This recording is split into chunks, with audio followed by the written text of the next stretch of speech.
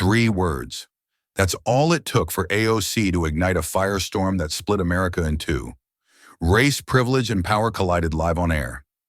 Could you handle the truth she dared to speak? The studio lights burned hotter than usual that night, washing the sleek glass table in a sterile glow. It felt less like a talk show and more like a boxing ring. 4 chairs, 4 personalities, 4 agendas. Cameras zoomed in and out, scanning for micro-expressions to sell later in 30-second clips. The moderator leaned forward, voice smooth rehearsed. Should political families be immune to immigration laws?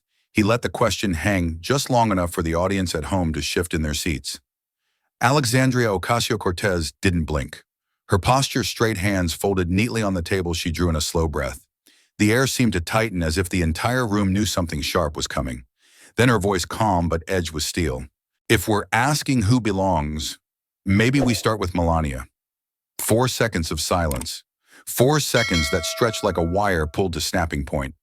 The conservative strategist seated beside her had been smirking moments earlier. Now his grin froze halfway. A cough from across the studio. A camera operator's headset slipped from his hands, clattering to the floor. Nobody moved to pick it up. Even the moderator, seasoned in managing live chaos, looked momentarily unmoored. Somewhere across America, a grandmother sitting alone in Kansas dropped her spoon into a bowl of soup. In a crowded bar in Brooklyn, a group of 20-somethings froze mid-laugh, one fumbling for his phone to record. Did she just? His voice cracked, half disbelieving, half delighted. In Phoenix, an immigration lawyer watching from his office muttered to no one, "She didn't." But a smile tugged at his lips. The conservative strategist recovered first, his voice slick with practiced outrage. "Did you just suggest deporting a former first lady?" His tone dripped with accusation, but his eyes glittered with the thrill of a fight. He smelled blood. AOC didn't flinch. She didn't even turn her head to him. "I'm suggesting," she said, voice level, "that if we're going to weaponize illegals, let's talk about everyone's path. Her modeling visa, her green card, the fast-track process. It's fair game now, isn't it?" The studio lights seemed to flicker, or maybe it was the collective blink of everyone in the room. The moderator cleared his throat, a sound amplified uncomfortably by his lapel mic. He tried to redirect. "Congresswoman, let's keep this focused on policy." But it was too late. The match had been struck, and already the first tendrils of smoke were curling out of the studio, carried on invisible social currents. Half a world away in a Manila internet cafe, a teenager refreshed Twitter and saw the hashtag begin its slow climb. Chuckage, start with Melania. Back in Washington, a junior staffer in the West Wing felt her phone vibrate. One glance at the notification and her stomach dropped. She pushed open a heavy wooden door. "Sir, you need to see this." In the studio, the strategist was leaning forward now, eyes alight. "You realize how reckless this is, don't you? You're targeting an immigrant, you of all people." AOC's gaze finally shifted to him. There was no anger there, only an unsettling calm. "An immigrant married to money and moved into power without a single question asked," she replied. "That's not targeting. That's context." In a suburb outside Atlanta, a man turned to his wife, remote still in hand. "She's gonna get crucified for that," he muttered. His wife, arms crossed, said nothing. The moderator cut to commercial. On screen, a swirl of pharmaceutical ads blared, while off-screen producers barked orders into headsets. The strategist leaned back in his chair, satisfaction curling his lips. "You just signed your own political obituary," he said lowly. AOC didn't answer. Her phone buzzed again and again in her blazer pocket. She let it vibrate. Outside, in the shadowed corners of the internet, someone had already clipped the moment 10 seconds, shaky, pixelated, but enough. The caption read, "AOC demands Melania deported, watch before it's deleted." Views ticked upward. By the time the show returned from break, the world was already watching. The clip had barely left the studio servers when it began its second life online. 10 seconds, low resolution, shaky, as if captured by a nervous hand holding a phone too tight. The caption screamed in block letters, "AOC demands Melania's deportation." 7 minutes. That's how long it took to rocket to Twitter's trending page. By the 10th minute, Just Deport Melania and Radical AOC were dueling hashtags, each clawing their way into feeds like digital wildfire. In Florida, a retiree tapped her neighbor on the shoulder phone, glowing. She really said it. In a dorm room in California, a group of students huddled around a laptop, their faces lit by the cold blue glow. "Play it again," one whispered. Someone laughed nervously. "This is going to get ugly." At 11:13 p.m., Donald Trump posted to Truth Social. His message landed like a hammer blow, each word in full caps. "Disgusting radical AOC attacks our beloved First Lady. She hates America." In less than 3 minutes, the post had 15,000 shares. By the 5th minute, Fox News Chiron screamed across screens, "Socialist AOC targets Melania." Outraged panels of commentators assembled like emergency crews, each talking over the other with a strange kind of glee. "This isn't just politics.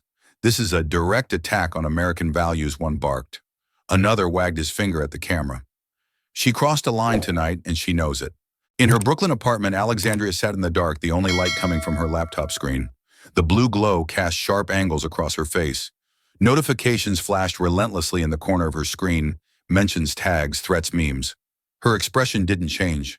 She didn't touch the keyboard. Leo, her aide, was pacing behind her, his steps heavy on the creaky hardwood floor. His phone buzzed non-stop until he finally hurled it onto the coffee table. The thud made the takeout containers jump. "This isn't a ripple," he said, voice sharp. "It's a fucking tsunami." Across the country, living rooms and bars and dorms echoed with the same question in different tones. Did she mean it? Some voices were angry, others almost hopeful. A single father in Texas, scrolling on his phone during a midnight shift break, typed out a comment and deleted it before posting. In a cafe in Chicago, a woman whispered to her friend over coffee gone cold, "She's going to pay for this." Her friend's eyes fixed on the screen only muttered, "Or maybe not." Leo stopped pacing long enough to glare at the laptop. "We have to get in front of this. Press release. A clarifying statement. Something." AOC didn't turn. "A clarifying statement," she repeated, her voice low. "Clarify what." He ran a hand through his hair. "Clarify that you're not calling for deportation. That it's about fairness." That she finally turned her gaze, cutting through the dim room like a blade. "They're not listening to context, Leo. They're listening for a soundbite they can chew up and spit out." He opened his mouth to argue, but closed it again when he saw her expression. The air felt thick, charged. He could hear the muffled thump of bass from a neighbor's apartment below, the faint wail of a siren blocks away. Another notification pinged loudly. Leo snatched up his phone and read aloud without thinking. AOC should be stripped of her citizenship and sent back. He glanced at her. She didn't blink. "You were born in the Bronx." "They don't even care." She said nothing. Somewhere in D.C., a Fox News producer shouted into his earpiece, "We've got her college roommate on the line. She's ready to talk about AOC's radical years." A graphics team worked frantically to find a photo from Alexandria's university days, preferably one with a red cup in hand. In Mar-a-Lago, Trump was still awake, scrolling his feed thumbs, stabbing the screen with practiced speed. An aide hovered nearby, hesitant to speak. "Sir, maybe we hold off." Trump waved him off, eyes never leaving the phone. "We don't hold." We hit back harder. In the Brooklyn apartment, Leo's phone buzzed again, and his face paled. "They pulled up your bar records from 2016. Someone's tweeting about a late filing fee like it's a federal crime." Alexandria let out a slow exhale. "Of course they are." She stood, the chair legs scraping the floor. "They'll throw everything they can find. True or not. It doesn't matter." Her laptop chimed again, this time with a direct message from an unknown account. 4 words. "Your next communist whore." Leo read it over her shoulder and muttered a curse under his breath. "This is escalating fast. We need security." But Alexandria wasn't looking at the screen anymore. She was staring out the window at the glowing city skyline. Somewhere out there, millions of people were either cursing her name or whispering thank you. She didn't know which weighed heavier. Leo's voice broke the silence. "Do we respond or let it ride?" She didn't turn. "Let them talk," she said softly. They were always going to. In a newsroom in Atlanta, an anchor tapped her script with manicured nails. Coming up, why AOC's attack on Melania could cost Democrats the immigrant vote. The producer counted down from 5. In Phoenix, an Uber driver flipped on talk radio between fares. One caller was screaming about treason. The next praised AOC as a hero. The driver shook his head and turned the volume down. In the dark of her apartment, Alexandria remained still as the storm outside grew louder. The hashtags kept climbing. Honor deport Melania, Sarkadr radical AOC, Arders send her back. But another was starting to surface, quieter but steady. Iwars start with Melania. Leo muttered something under his breath that she didn't catch. She heard the creak of the floorboards as he sat heavily on the couch. This is going to get worse before it gets better, he said finally. Her reply came after a long pause, barely above a whisper. Maybe it never gets better. The laptop screen flickered, another flood of notifications rolling in. Somewhere someone posted a new meme of her face, superimposed over a burning flag. Somewhere else a young woman posted a TikTok of herself crying, whispering she said what we're all too scared to say. And in that moment, as the city hummed outside her window, and the internet burned with rage and admiration in equal measure, Alexandria Ocasio-Cortez understood something simple but irreversible. This wasn't a debate anymore. It was a reckoning. The sound of forks clinking against plates had never felt so loud. In a modest kitchen in Ohio, a family of 5 sat around a table weighed down with silence. The TV in the corner played low, a Fox News panel, still replaying the clip of Alexandria Ocasio-Cortez, her face frozen mid-sentence as a banner scrolled beneath, Socialist AOC targets Melania. Outrage! A teenage boy shifted uncomfortably in his chair while his younger sister poked at her mashed potatoes. Their mother's eyes stayed glued to the screen as she muttered almost to herself, "She's not wrong, but she shouldn't have said it." Across town in a different house, another family cheered, raising their glasses in a quiet toast. Finally, someone had the guts, the father said as his wife nodded in agreement. A daughter in her 20s scrolled on her phone, whispering to her boyfriend over FaceTime, "She's trending everywhere." And it's chaos. In Brooklyn, Alexandria's apartment smelled faintly of reheated takeout and lemon cleaner. The room was dim except for the glow of her laptop, which pinged with each new notification. Her fingers drummed against the edge of her chair, slow, steady like a clock she couldn't silence. Leo leaned against the kitchen counter, arms crossed tightly over his chest. His phone buzzed with yet another call from a news outlet. He didn't answer. Instead, he asked, without lifting his eyes, press release apology. His voice was neutral, but his knuckles were pale from gripping his own arm too tight. Alexandria turned slowly, her gaze locking on his. There was a quiet fire there, the kind that didn't burn out easily. "No," she said flatly. "I don't clean up truth. I double down." The room went still. Leo exhaled sharply, running a hand through his hair. "You realize what doubling down means, right? They're already twisting your words. They'll hit harder. They'll dig into everything, college, family, taxes. Nothing's off limits now." She didn't flinch. Instead, her mind drifted back 15 years. The bedroom she grew up in was small, cramped with stacks of library books and hand-me-down furniture. At 15, she'd stood there alone, practicing speeches to a cracked mirror as her mother scrubbed a toilet down the hall. The faint sound of water sloshing in a bucket was her background music. She remembered gripping a hairbrush like a microphone, whispering to herself, "Never let them talk over you. Never let them see you fold."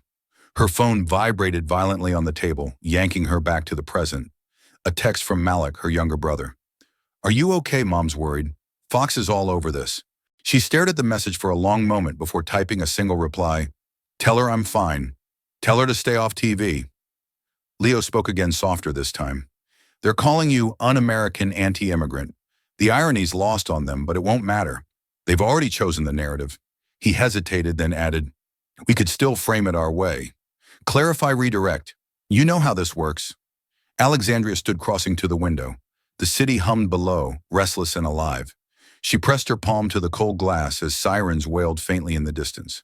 "Clarify," she repeated quietly. "No, Leo. Clarification is their language. Silence is their weapon. I won't play by rules built to erase people like me." He didn't respond immediately. Instead, he grabbed his phone again, scrolling through headlines that blurred together in a sea of red and black. AOC's Melania attack divides. Nation calls for censure. Grow White House responds. She should be ashamed. A loud ping from her laptop startled them both. Another DM slid into her inbox. This one read, You should have been deported with your parents, you filthy brown beck. Leo cursed under his breath and slammed the laptop shut. They're coming unhinged. And it's only the first night. Alexandria turned back from the window, her expression unreadable. It's not the first night, she said softly. This storm's been building for years. I'm just the one standing in the middle of it now. Halfway across the country in a diner off I-80, a group of truckers sat hunched over mugs of coffee. One shook his head, his voice gravelly. She's got guts, I'll give her that. But she's picking the wrong fight, another countered. Or maybe she's the first one picking the right one. Their waitress, a college student working the late shift, kept silent as she refilled their cups. She knew better than to weigh in, but inside she felt a strange surge of pride she couldn't name. Back in Brooklyn, Leo spoke again, his tone tight with frustration. We could get ahead of this. Call in favors, friendly outlets, maybe even a sit-down interview. Alexandria raised an eyebrow. Friendly outlets. There are no friendly outlets in this fight, just those waiting to decide which version of me sells more clicks. Her phone buzzed again. Another message this time from an old college friend she hadn't spoken to in years. Are you safe? They're showing your address on a live stream. Her stomach tightened, but her voice remained calm. They're trying to scare me, she murmured. It won't work. Leo moved closer, lowering his voice. What if it's not just about scaring you?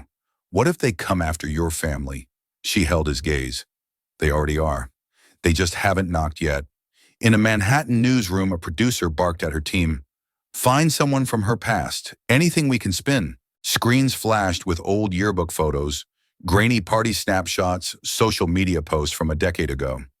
Across the country, conservative influencers filmed fiery monologues from their home studios, the words AOC and deport in bold letters behind them. As the clock ticked past 2 a.m., Alexandria remained standing by the window. The glow of the city lights danced in her eyes, reflections of a world teetering between outrage and revelation. Leo rubbed his temples, exhausted. So what's next? What's your move? She didn't turn. We wait. For what? Her answer came in a whisper, but it carried the weight of steel. For the next wave. And then we ride it. The night didn't cool down. It only got louder. Screens across America flickered with split images, MSNBC's headline, in bold white, AOC calls out hypocrisy, set against a somber blue background. On the other side, Fox News shouted in blood-red letters, radical socialist wants First Lady deported. Studio panels stacked up with commentators talking over one another, their faces flushed, their voices rising like a chorus of sirens.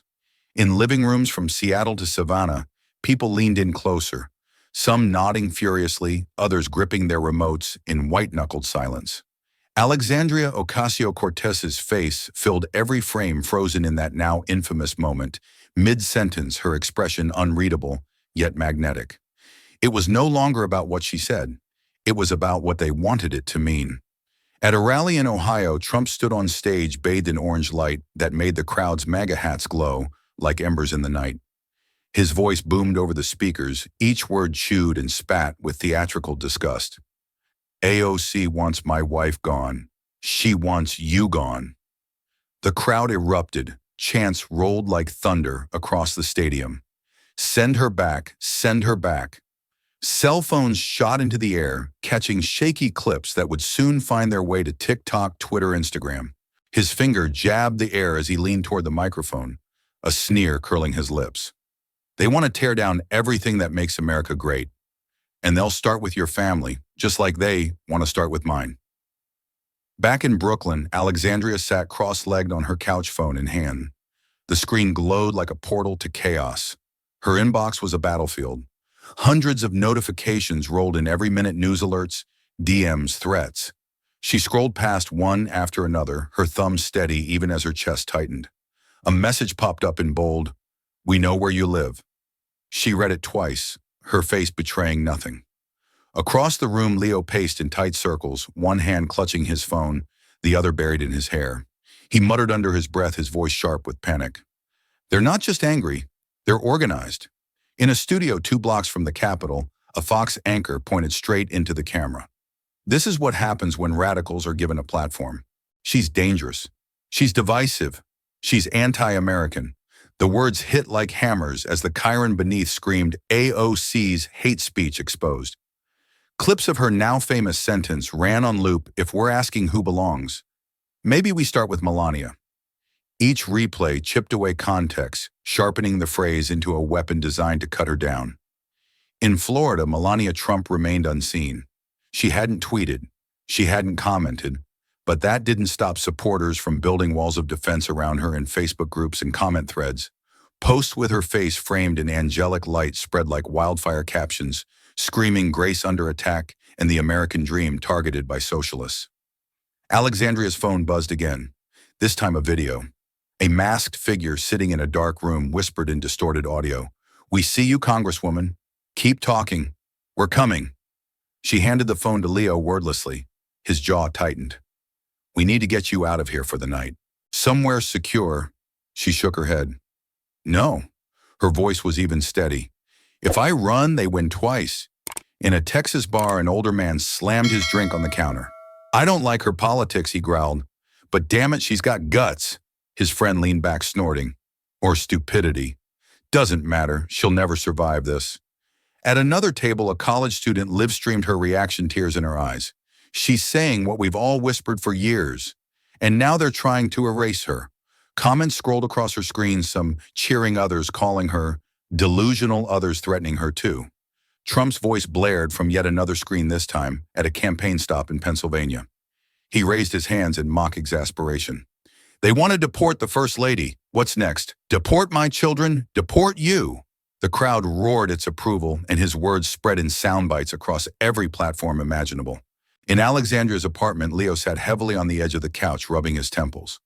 "They're framing you as a villain in half the country right now. And the other half, they're waiting for you to fight." She stared at the phone in her lap, her reflection faint in the black screen. "What's the play?" he asked finally. She didn't answer right away. Instead, she leaned back against the cushions, exhaling slowly. The faint buzz of a neighbor's television bled through the thin walls. Outside, sirens wailed somewhere distant but growing louder. Her phone vibrated again. Another message, this one from an old professor. "The truth is dangerous, but it's still the truth." She allowed herself the smallest of smiles before it faded. Leo's phone rang, breaking the moment. He answered on the second ring, voice clipped. No comment at this time. He hung up, shaking his head. "They're coming from every angle. Morning shows, late-night hosts, even overseas outlets." "Let them," Alexandria murmured. Her voice was quiet but carried an edge sharp enough to cut through the noise around them. "The more they talk, the clearer it gets who's afraid of the truth." Leo looked at her, his expression caught somewhere between admiration and fear. They're not just afraid, they're furious, and fury doesn't stay behind screens forever. Across America, families argued over dinner tables, in car rides, on text threads. A mother told her daughter, "It's not what she said, it's how she said it." A factory worker in Detroit shook his head at his co-worker. "No, it's because she said it." Talk radio hosts fanned the flames, their voices crackling through speakers in trucks and kitchens. The city outside Alexandria's window seemed restless, like it too could feel the tension growing thicker with every headline, every chant, every clipped soundbite. Her phone vibrated again, this time with a single word in the subject line, "Run." She didn't open it. She didn't need to. Leo broke the silence with a question neither of them wanted to face. "What if this doesn't stop?" Alexandria's answer was soft, almost a whisper. "Then we don't stop either." The bright studio lights felt almost surgical, stripping every shadow from Alexandria's face as she sat across from Elise Doran. The host's reputation preceded her sharp questions, sharper follow-ups, and an ability to make even seasoned politicians squirm. The morning focus set hummed with quiet tension, producers whispering into earpieces as camera lenses adjusted their focus. AOC sat perfectly still, her hands folded neatly in her lap, eyes calm but unblinking. Elise leaned slightly forward, voice steady but edged. "Did you or did you not say, 'Deport Melania'?" The question landed like a gavel strike. Somewhere in the control room, a red light blinked as the segment went live to millions. A split second of silence. Then Alexandria spoke, her voice even, eyes cold. "I didn't say deport. I said hypocrisy is America's true sickness." The words were measured but cut through the air like glass. A producer behind the glass held up two fingers to count down for a planned graphic AOC under fire to slide across the lower third of the screen. Elise didn't flinch. She was used to guests dodging or deflecting, but there was no tremor, no hesitation in AOC's tone. Across America, screens flickered in kitchens and gyms and waiting rooms. In Detroit, a mechanic wiped grease from his hands and muttered, "She's not backing down." In Miami, an older woman shook her head at the screen, whispering to her husband, "She's too bold for her own good." Online, the comment sections began to swell like storm clouds. Elise's next question came faster, pointed like an arrow. "Congresswoman, some are calling your words anti-immigrant, even racist. How do you respond?" Alexandria's gaze didn't waver. "I'm the daughter of immigrants. My father came here on a student visa. My mother cleaned offices at night. Nobody handed us a shortcut. I'm not anti-immigrant. I'm anti-hypocrisy." In the control room, a producer gestured wildly to cut to B-roll of Melania's early modeling days, but the director shook her head. This was too electric to break. The viewership counter spiked. 10 million live viewers in under 30 minutes. On social media, clips were already being sliced and shared. One account captioned it, "AOC goes nuclear on Morning Focus." Another tweeted, "Finally someone says it plain." Comment threads turned into battlegrounds, hundreds of replies deep within minutes. Elise cocked her head, voice deceptively soft. "So you're saying the former First Lady benefited from a double standard?" Alexandria leaned forward slightly, her voice low but sharp. "I'm saying her path deserves the same questions we ask poor brown, undocumented women who've been here 20 years and still get handcuffed at traffic stops." In a cafe in Chicago, a group of college students watched on a cracked iPad. One of them whispered, "She's gonna get destroyed for this." Another shook her head, "Or she's making history." The waitress lingered nearby, pretending to wipe a counter as she listened. Elise wasn't finished. She pressed harder, tone tightening like a vice. "Do you regret bringing Melania Trump into this at all?" Alexandria's answer came without pause. "What I regret is a country where we tiptoe around privilege because it wears designer heels and a foreign accent." Somewhere in Florida, Trump was already tweeting, "AOC is an embarrassment to America. She should apologize to my wife and to the nation." The tweet spread like kerosene on dry brush, igniting responses from pundits, politicians, and private citizens alike. In the Morning Focus studio, Elise checked her notes briefly, then went in for what her team had rehearsed as the closer. "Congresswoman, are you standing by your comments?" Alexandria's eyes didn't blink. "I'm standing by the point behind them. This country is full of people judged for their accent, their skin, their name. But if your name is Trump or you marry into money, you glide through the cracks. If saying that out loud makes people uncomfortable, then maybe it's time they got uncomfortable." A hush seemed to settle over the control room. Even the director, a veteran of decades of cable news drama, felt the air shift. The crew exchanged quick glances. The timer on screen counted down to commercial. Elise leaned back slightly, her expression inscrutable. "We'll be right back," she said into the camera, her voice as smooth as ever. As the screen faded to a pharma ad, Alexandria exhaled slowly, her first sign of movement since sitting down. Her phone vibrated in her lap. Leo's text flashed, 10M and climbing. "Comment section is a war zone. Brace yourself." She didn't reply. In Los Angeles, a barbershop full of men debated loudly over the interview. One man slammed his fist on the armrest. "She's reckless. Period." Another shot back, "Or she's the first one with the guts to say it plain." At a table nearby, a father of two whispered to his friend, "She's not wrong. She's just alone." Back in the studio, Alexandria stood as the crew swarmed to reset the set for the next guest. Elise offered a brief nod. "That was something," she said, her tone unreadable. Alexandria gave a small, tight smile. "That's what they said last time, too." The walk back to the green room felt heavier than it should. Her phone kept buzzing. Headlines already stacked up on news sites. AOC doubles down on controversial comments. Morning Focus interview sparks national firestorm. AOC versus America. Leo was waiting in the green room when she arrived. His expression was a mix of relief and worry. "You held your ground, but this isn't over, not even close." Alexandria dropped her bag on the couch and sat staring at her phone. The screen was filled with notifications, some supportive, some dripping with venom. A single message stood out. It was from her mother, Mija. Stay strong. They're scared of women who don't whisper. She read it twice, then locked her phone. Outside, the city was waking up, unaware that another storm was already building.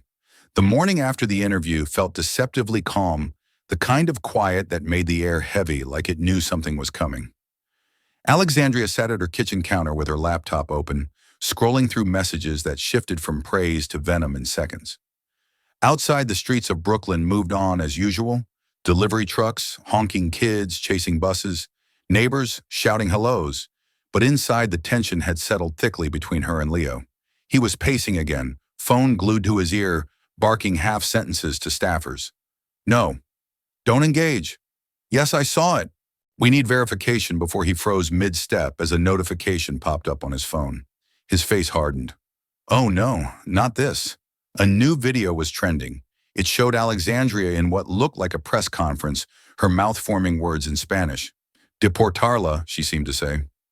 The caption screamed, confirmed AOC called to deport Melania in Spanish. It had already racked up over 5 million views on TikTok, shared by accounts with American flags in their usernames and bios filled with eagle emojis. The clip was slickly edited, the audio manipulated just enough to sound real to the untrained ear. Comment sections burned with rage. She hates immigrants unless they're white. This is treason in another language. Leo slammed his hand on the counter, the sound sharp enough to rattle the water glasses. They're bleeding your credibility dry. His voice cracked slightly, betraying the weight of it. Do you realize how bad this is? Half the country thinks you're running some secret anti-immigrant agenda. Alexandria didn't flinch. She stared at the screen, her expression unreadable. They can deep fake my face, she said quietly, but not my convictions. Her words were calm, but her knuckles whitened as she gripped her coffee mug. In Washington, staffers from opposing parties scrambled to share the clip, some with glee, others with quiet disgust at how fast misinformation spread. Fox News ran it on loop under the Chiron AOC and Spanish deport Melania. Commentators called for censure, resignation, public apology. Late-night hosts prepared monologues eager to spin the chaos into punchlines. Meanwhile, her inbox overflowed with new threats. One read, "Traitor. We know where your family lives. Watch your back." Another sent a photo of her childhood home with the caption, "Nice house. Shame if anything happened to it." Leo rubbed his temples, his voice tight. "We need to hit back, release a statement, show the original footage, prove it's fake before this cements." But Alexandria shook her head. "No statement. Not yet. If we're reactive every time they fabricate, we're playing their game. This isn't about the truth anymore. It's about who controls the noise." Leo opened his mouth to argue, but stopped when he caught the flicker of exhaustion in her eyes. He'd seen her like this before, the quiet determination that often preceded her boldest moves. He wasn't sure if it terrified or inspired him more. Across the country, people argued in kitchens, break rooms, and barber shops. A man in Texas watched the deep fake on his phone and spat into his coffee. "Told you, she's a snake." His coworker frowned. "It doesn't even sound right. That video's weird." But the first man had already shared it to 3 group chats. In a Queens coffee shop, 2 young women huddled over a tablet. One whispered, "Do you think it's real?" Her friend shook her head, voice firm. "No, but real doesn't matter anymore. It's viral." Alexandria's team was split down the middle. Some wanted to counter immediately with receipts. Others argued for waiting, fearing any defense would only feed the trolls. Jamila, a junior aide, barely out of college, spoke up from her corner of the room. "This is psychological warfare. They're not after facts, they're after exhaustion. If you spend all your energy correcting lies, you'll never say anything real again." Leo shot her a look but said nothing. He knew she wasn't wrong. He turned back to Alexandria. "So what's your plan? Sit still while they burn you alive." She finally looked up from her phone, her voice steady. "We wait. Then we make our move, but not on their timeline." The apartment felt too small for the weight pressing in from every direction. News notifications stacked one after another on their devices. AOC Spanish video explodes, calls for investigation into AOC's comments. A new hashtag emerged. Trai, Deportarla spreading faster than the fact-checkers could keep up. Even some moderate Democrats began to distance themselves cautiously in interviews, refusing to defend or condemn her outright. As night fell, Alexandria sat by the window staring out at the skyline. Lights flickered in countless windows like silent witnesses to the storm. Her phone vibrated again. A message from Malik. "Be careful. They're going after you harder than ever." She didn't reply. Instead, she set the phone face down and closed her eyes for a brief moment, the hum of the city filling the silence. Leo broke it with a quiet question, almost a plea. "When they ask for your head, are you really going to just stand there?" She opened her eyes, her voice soft but unwavering. "No, I'll be standing there because the truth doesn't run." The air in the apartment felt heavier that morning, thick with the sound of muted notifications stacking up on both of their phones. Alexandria sat at the edge of the couch, shoulders stiff, her phone gripped so tightly her knuckles paled. Leo stood by the window, arms crossed, jaw set, staring out at nothing. Then his phone buzzed violently, and he snatched it up, eyes scanning the screen. His breath hitched. "They found something," he said. Alexandria didn't look up. "What now?" she asked, her voice flat. "Photos. From college, you at a party, red Solo cup in hand. Someone posted it with the caption, 'Proof of anti-American behavior.' It's trending." The words settled in like a cold draft. Alexandria exhaled slowly, leaning back. "Let me guess. Fox has it on their Chiron already." Leo nodded once. "Top of the hour. They're calling it a pattern of recklessness." Across the country, screens lit up with her face frozen mid-laugh from a decade ago. She wore a tank top, hair loose, her arm slung around a friend's shoulder. The background was a blur of college kids and loud music. On the lower third of the screen in bold capital letters, AOC unmasked. "Partying while America suffers." In a quiet house in the Bronx, Malik stared at his phone, scrolling through the barrage of comments beneath the photo. His thumb hovered over one particularly vicious reply. "This is who they elect. Disgusting." He didn't realize his mother was behind him until he heard her voice break. "Mija," she whispered. He turned, her face, pale eyes, wet. He swallowed hard, dialing quickly. "Lex," he said when she answered. She didn't respond right away, just the sound of her steady breathing on the other end. "Mama's scared," he said. "She's crying." Alexandria closed her eyes, gripping the phone tighter. Then she spoke, her voice low but certain. "Tell her I'm not." Half a block away, a group of young organizers in a cramped coffee shop huddled around a laptop, watching the news cycle spin faster and faster.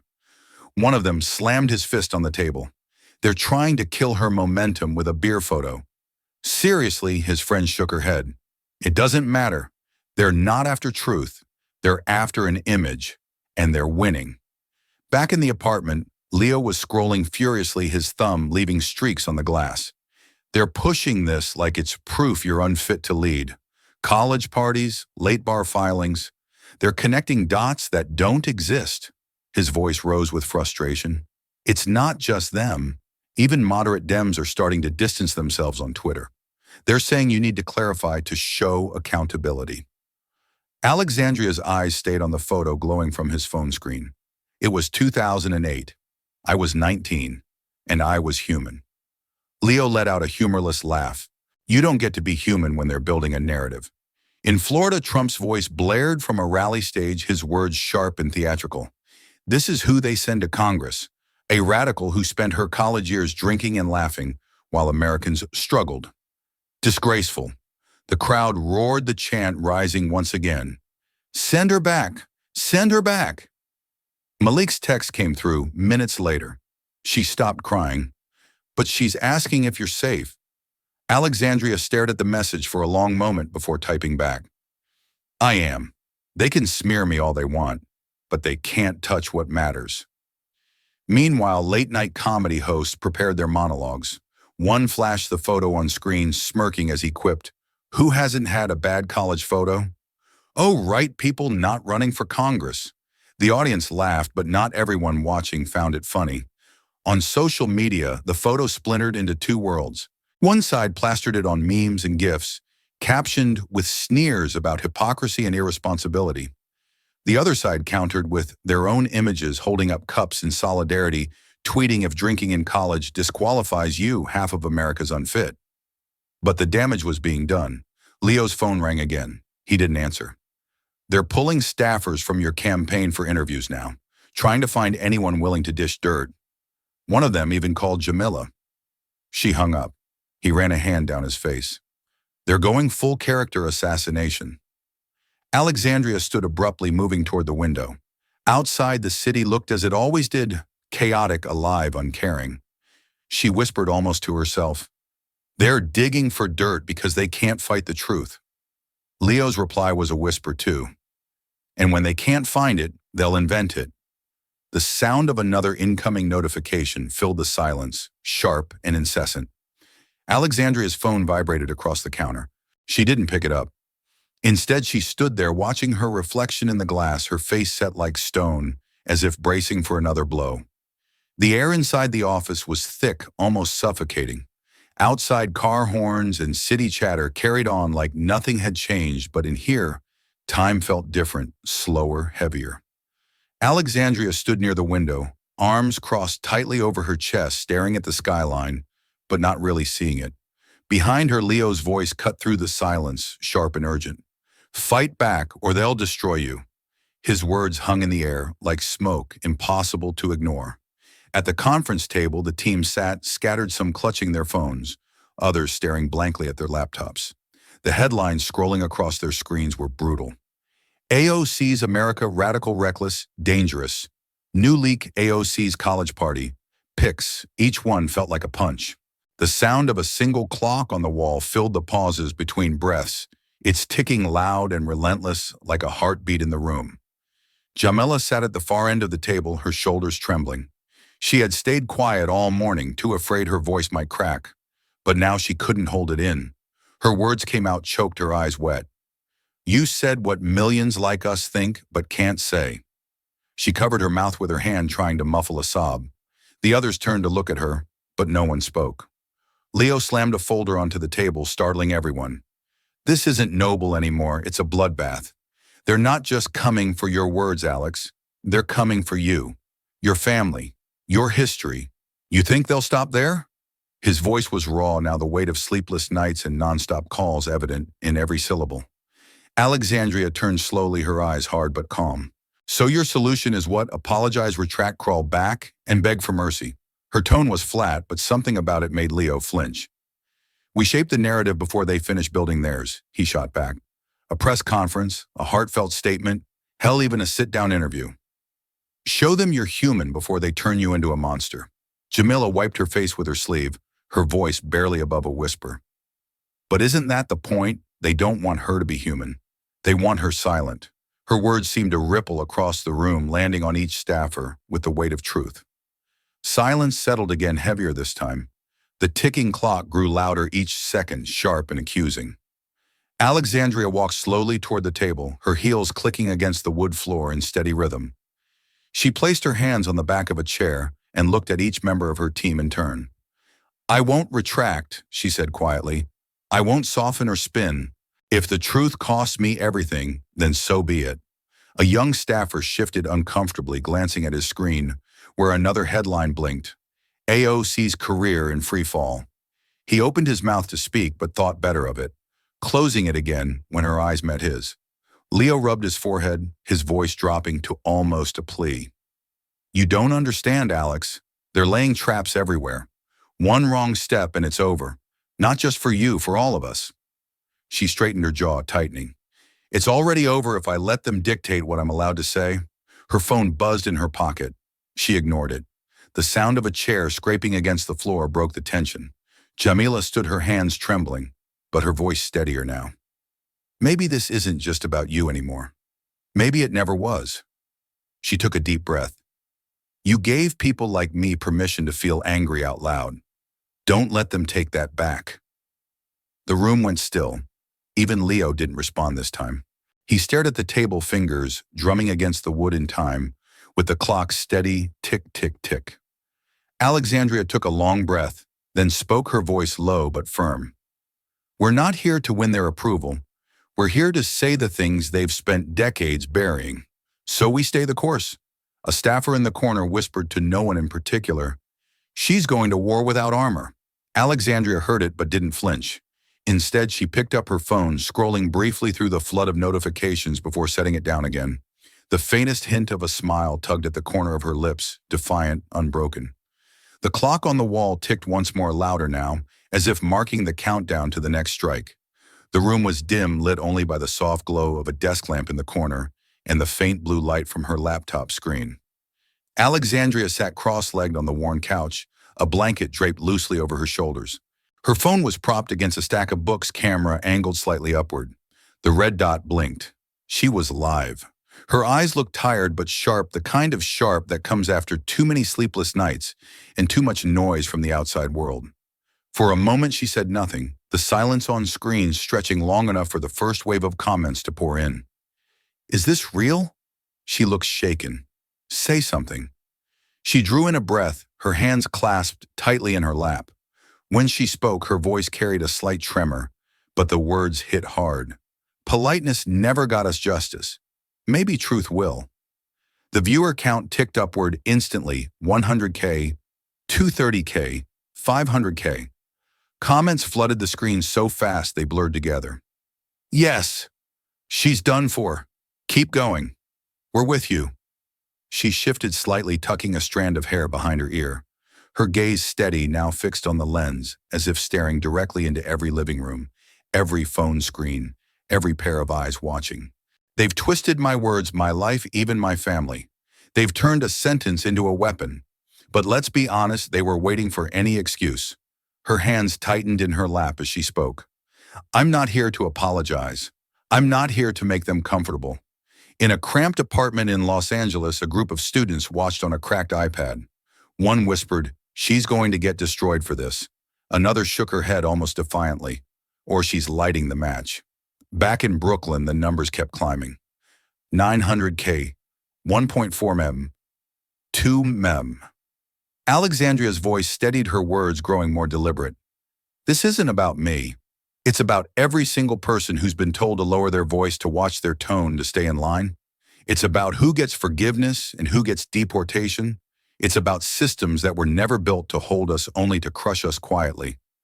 Leo stood just out of frame, his arms crossed tight, his expression caught between fear and awe. He had tried earlier to convince her to record something safer, something polished, but she had shaken her head. No scripts, no edits, just me. A comment flashed across the screen in all caps, "She's done. This is political suicide." Another followed seconds later. "She's the only one with the guts to say it." Her voice lowered almost a whisper now. "I know some of you are angry. I know some of you are afraid. So am I. But fear isn't a reason to stay silent." She looked straight into the lens, her eyes burning. "They want me quiet. They want you quiet. So what if we weren't?"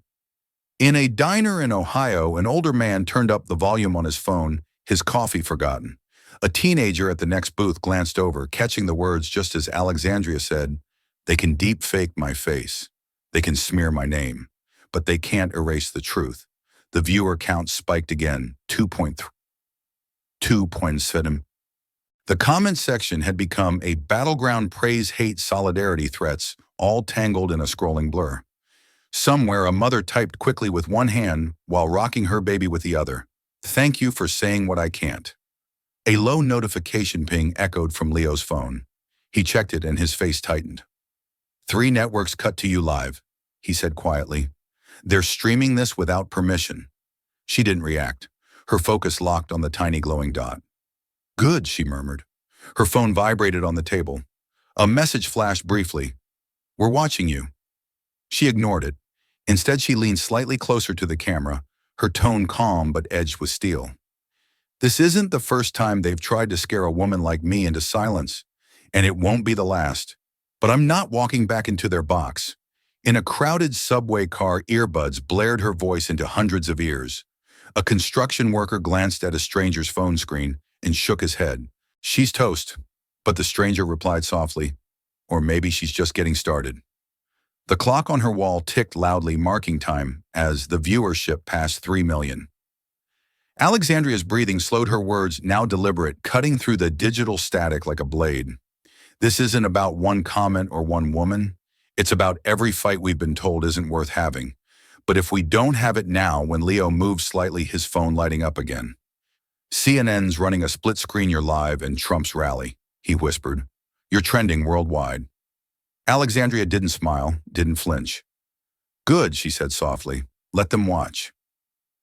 The Hyatt Regency Dallas buzzed with energy, its wide marble floors reflecting the harsh glow of overhead lights. Staff moved briskly through the hallways, their radios crackling with updates about schedule changes and security placements. Upstairs, Alexandria's keynote had just wrapped.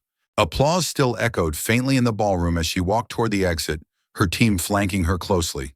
She wore a navy blazer, her hair pulled back tight, face unreadable as cameras tried to catch her eyes. The corridor smelled faintly of cologne and coffee, and in the distance the sound of a crowd rising like a wave hinted at something brewing. Leo checked his phone, his thumb flying across the screen as he read out loud. Trump's motorcade just pulled in through the side entrance. Fireside chat bumped up. Same hallway, Alex. His tone was clipped nervous. She didn't break stride. We'll take the side exit. But as they turned the corner, the air seemed to change. A hum of voices grew louder, punctuated by camera shutters clicking in rapid succession. Ahead, a line of dark suits and earpieces moved in formation, Trump's entourage. The two groups collided in the narrow corridor, a flood of reporters spilling in from nowhere. Their smartphones already raised, red recording lights blinking like tiny eyes. A murmur rippled through the crowd as the former president came into view. He moved briskly, his signature red tie swinging slightly with each step, his face set in that practiced half-smile. His eyes caught Alexandria's. For a fraction of a second, the hallway seemed to contract around them, the noise falling to a strange hush. Then the flashes began, bright, blinding bursts that seemed to slow time itself. Trump stopped first. His voice carried effortlessly low and cutting. Well, if it isn't the congresswoman who wants to deport my wife. A few gasps escaped from the press pool. Phones in every direction recorded every angle, and live-stream chats filled with comments in real time. Holy hell, they're face-to-face. This is it. The showdown. Alexandria's eyes locked on his, her expression unreadable. Still twisting quotes to stay relevant, she replied evenly. Her voice wasn't loud, but it cut through the hallway's noise like glass. The crowd pressed in tighter. Security on both sides raised their hands, but nobody moved. Trump tilted his head slightly, his smile turning sharp. You people love the spotlight, don't you? His tone dripped with condescension. That phrase, you people, hung in the air like a bad smell. Alexandria took a single step forward, her heels clicking against the marble floor. We don't love the spotlight, she said calmly. We've just learned not to fear it. The press erupted. Reporters shouted overlapping questions, their voices rising above the clicking shutters. Congresswoman, are you standing by your comments, Mr. Trump? Do you believe she's unfit for office? Neither answered. Leo's hand brushed Alexandria's arm. We should go, he murmured. She didn't budge. Trump's voice rose slightly loud enough for the cameras. You've got no respect.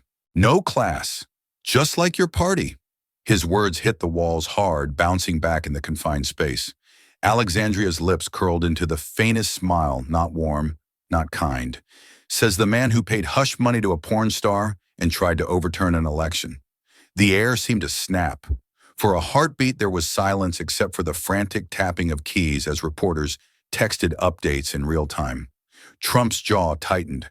He shifted his weight, his eyes narrowing. Someone from his team whispered urgently into his ear. We need to move. But he lingered for one beat longer, his face caught between anger and calculation. Then without another word, he turned and strode down the hallway, his entourage swallowing him in a wave of black suits and flashing cameras. Leo exhaled shakily. That just went everywhere. He didn't need to check his phone. Already notifications buzzed in every pocket around them. Hashtags exploded across platforms. Cha-cha, hallway showdown. Cha-cha, AOC vs Trump. Cha-cha, truth hurts. Alexandria glanced back once at the hallway, now teeming with reporters playing back footage on their screens, their voices buzzing like insects. She didn't smile. She didn't speak. Instead, she turned and walked calmly toward the side exit, her team falling into step behind her. The cameras followed until the doors swung shut. The hallway didn't breathe. Phones stayed raised like weapons, red record buttons glowing. Every step echoed too loudly against the marble floor as Trump's security shifted nervously, trying to block the view without blocking history. Trump stopped just short of Alexandria, his eyes narrowing the corner of his mouth, tugging into that familiar smirk. His voice came low but deliberate, pitched perfectly for the cameras. "So the socialist wants my wife thrown out." His words rippled through the crowded corridor, and a few in the press pool gasped as though rehearsed for television. Alexandria didn't flinch.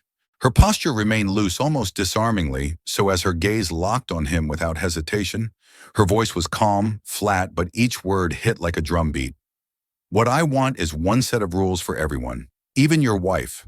Her tone didn't rise, but the sharp edge of it cut straight through the manufactured politeness politicians usually wear like armor.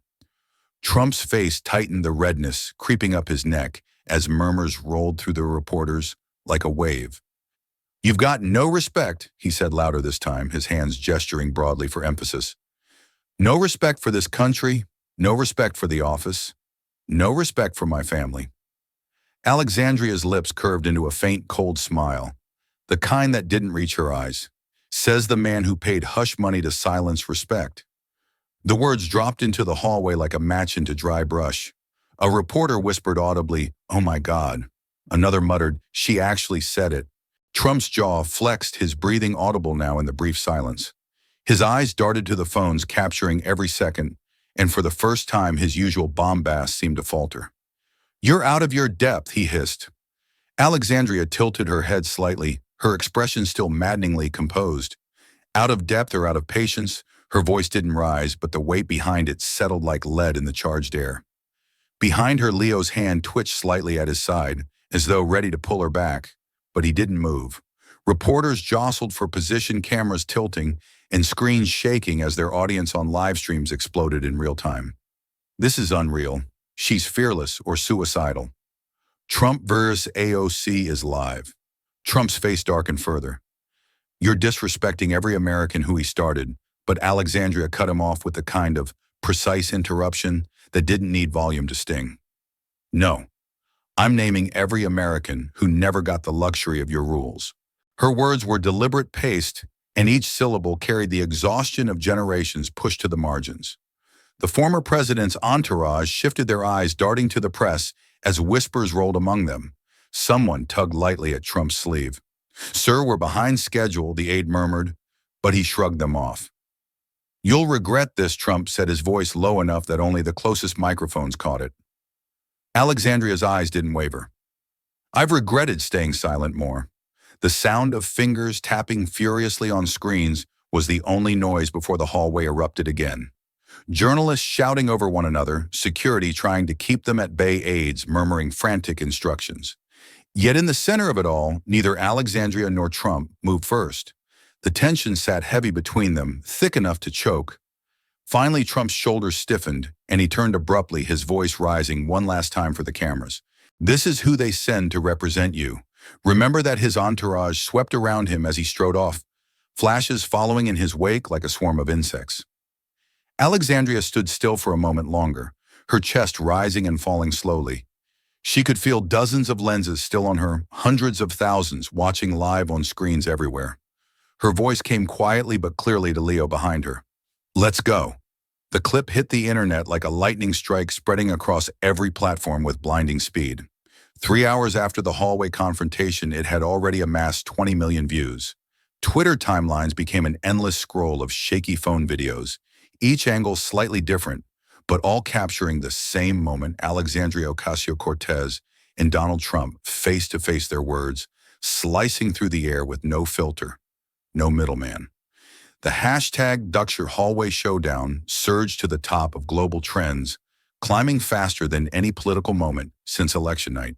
TikTok flooded with reaction videos, some users screaming in delight, others shaking their heads in disbelief.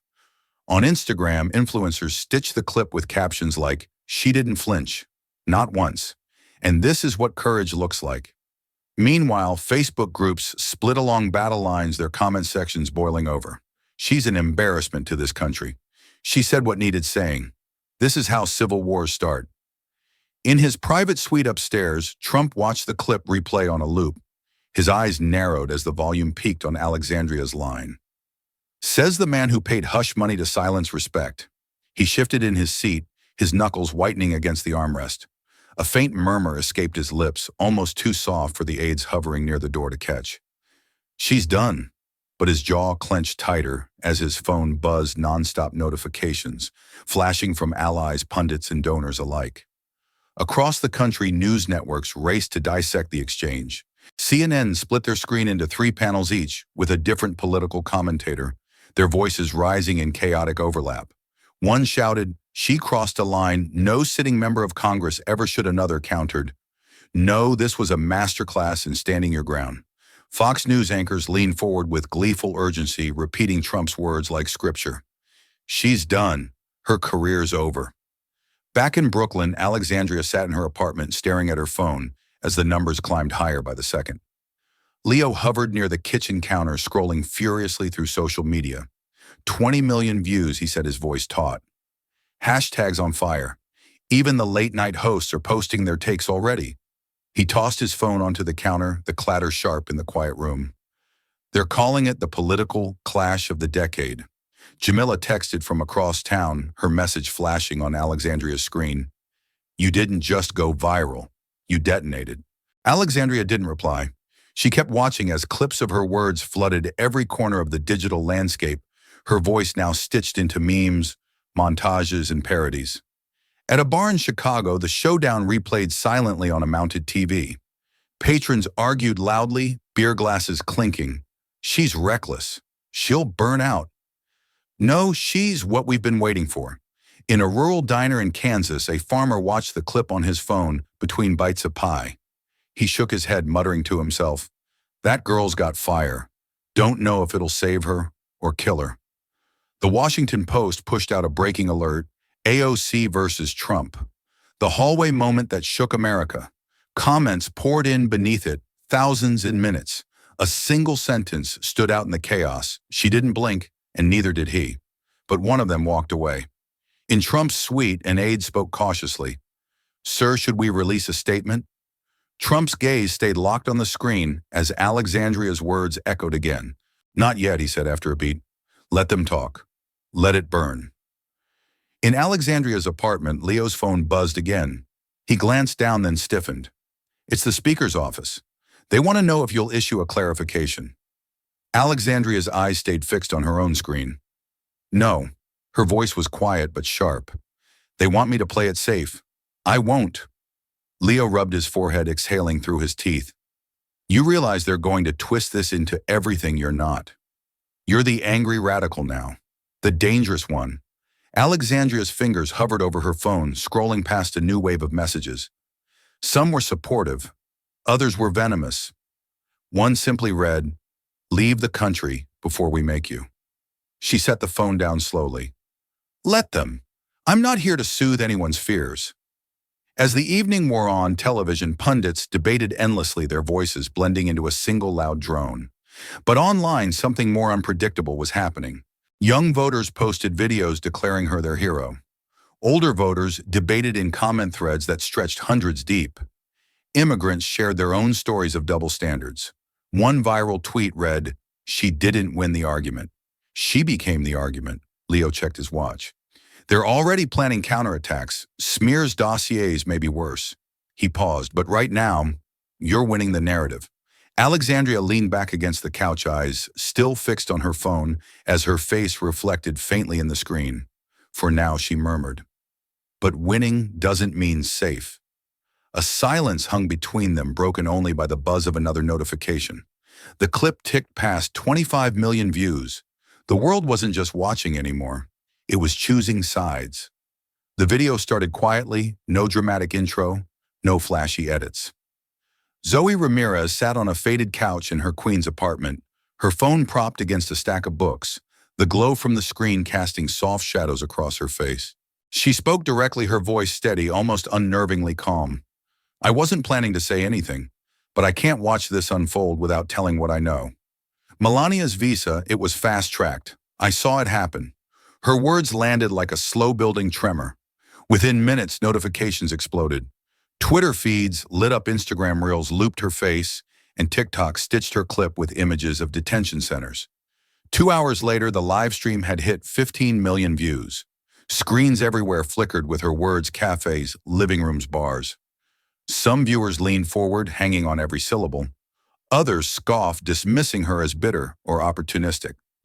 On cable news anchors debated her credibility in split screens, while social media hashtags erupted: Shrenar, Zoe Speaks, and Visagate.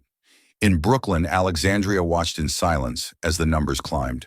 Leo stood behind her phone, buzzing nonstop. "This just rewrote the narrative," he murmured. She didn't respond, her eyes fixed on the screen. But across America, the question had already shifted. What else was hidden behind polished smiles and fast paperwork?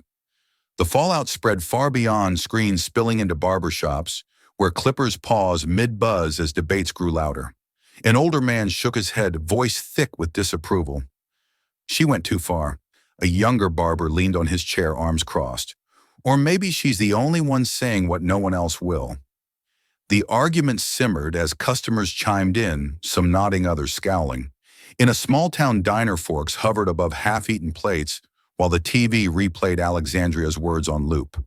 A woman in her 40s whispered to her friend, "She's brave, but reckless."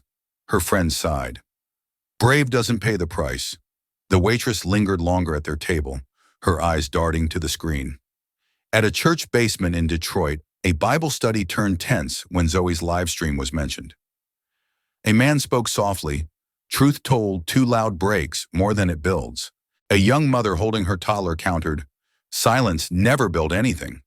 In a Phoenix classroom, a civics teacher froze the video on Alexandria's calm but defiant face. A student raised his hand hesitantly. "Is it wrong to say hard truths out loud?" The teacher didn't answer immediately. The room held its breath, as if waiting for the world outside to decide first.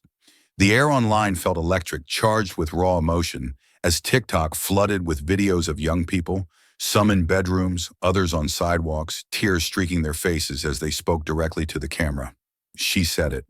Finally, one whispered, voice trembling. Another simply stared into the lens, lips pressed tight before typing in text overlay, "We're not invisible anymore." Edits of Alexandria's hallway moment looped endlessly, soundtracked by piano music or nothing at all, the silence hitting harder than words.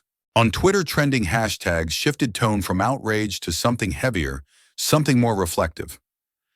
Truth Unfiltered began climbing fast after Alexandria posted to her Instagram story. White text on a stark black background read, "Truth doesn't need a filter, it needs a voice."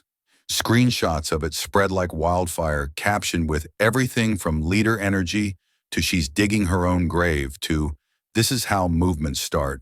In living rooms across the country, families scrolled in uneasy silence. A college student whispered to her roommate, "This isn't just news anymore. This feels different."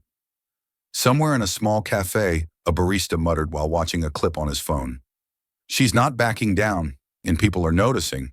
The storm didn't slow, it sharpened.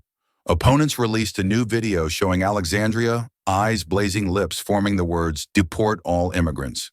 The clip spread like gasoline on fire, shared by influencers, blasted on primetime news, and clipped into Facebook ads within hours. But it wasn't real. Those who knew her voice could hear the glitch in the audio, the way her cadence stuttered unnaturally. It didn't matter. Millions had seen it before fact-checkers could catch up. In Brooklyn, Leo slammed his laptop shut, his voice edged with panic. "It's deep-faked, and they don't care." Jamila scrolled furiously on her phone, her face pale. "They're calling her a hypocrite. It's trending already." Alexandria stood near the window, her reflection fractured by rain on the glass. Her voice was calm but low, as if speaking more to herself than the room. "This isn't about me. It's about who gets to speak in America." Outside, the city felt quieter than usual, though online the noise roared louder than ever. Another notification pinged. Another headline flashed. Another battlefront had opened, and this time it wasn't just her words under attack. It was her existence in the conversation itself. The air inside the community center was suffocating, thick with heat and tension, as Alexandria stepped onto the low stage. Shouts erupted almost instantly. "Traitor!" someone screamed from the back, followed by a chorus of boos and angry murmurs. Security scanned the room nervously, their radios crackling faintly. Alexandria's eyes swept the crowd, not with defiance but with a quiet, steady focus. She raised her hand for calm, but the noise only grew louder. Then a different sound cut through, a woman sobbing. In the second row, a middle-aged mother clutched a crumpled tissue, her voice breaking as she shouted above the chaos. "You gave me courage to speak for my son. He's still in ICE detention because of a mistake in his papers." The room stilled for a moment, raw emotion halting the tide of anger. Alexandria stepped off the stage and moved toward her. Without hesitation, she wrapped her arms around the crying woman, her voice low but carrying. "This isn't my fight alone. It's ours." The moment rippled across the room, cameras flashing live stream comments exploding. But just outside, protesters pounded on the windows, their chants growing louder. The divide wasn't closing, it was cracking wider. The clip surfaced late at night, a shaky screen recording of a conservative commentator during a commercial break. His mic was still hot, his voice low as he turned to a producer. She's not completely wrong." The words weren't meant for the public, but within minutes they flooded Twitter, stitched into TikToks, and replayed on live streams with captions like, "Even their side feels it." In Alexandria's hotel room, Leo's phone vibrated nonstop as notifications stacked one over another. "This is everywhere," he muttered, scrolling fast. Jamila whispered from the corner, "Do you think he meant it?" Alexandria didn't look up from her phone, her fingers still scrolling through headlines. "It doesn't matter if he meant it," she said quietly. "It matters that they heard it." The backlash came fast. His network issued a statement calling it out of context. Pundits rallied to frame it as sarcasm, but cracks were already showing. In comment sections and group chats, even staunch critics began asking questions they hadn't dared before.